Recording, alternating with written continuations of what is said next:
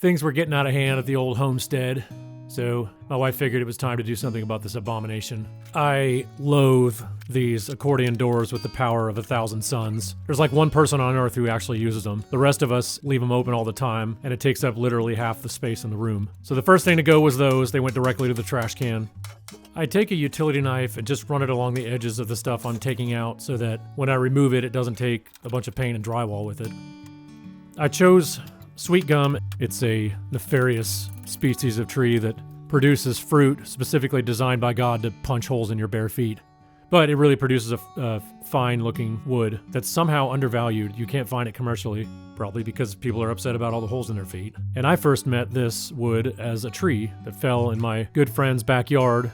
He let me have the tree. I cut it up into lumber in about 2018, and it's been drying ever since. And now I've got a pretty good supply of that. So I cut and shaped these boards, slapped a finish on them. Pretty gorgeous stuff. Not bad for a tree that was destined to be burned in the farmer's field. The cabinet is 1/2 inch maple plywood. It's worth the extra money to buy the good stuff, even with today's inflated prices. It's no fun to make a carcass of a cabinet with substandard plywood. The face frames are of the same sweet gum as before. The time to paint would have been before I started installing all this stuff, but I can't break tradition and just suddenly start doing things sensibly, now can I? I like the look of the little fittings you can get at Lowe's. I used to make I've done these before where I made the hanger rod out of wood, but I actually like the finished look of the black matte hardware, so it's a little bit pricey, but well worth it, I think.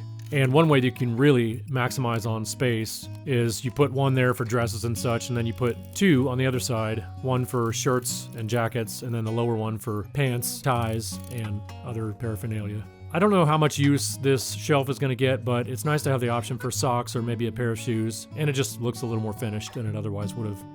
So this is the end result. I'm pretty happy with how it turned out. Didn't take that much effort. It was probably 3 days of work.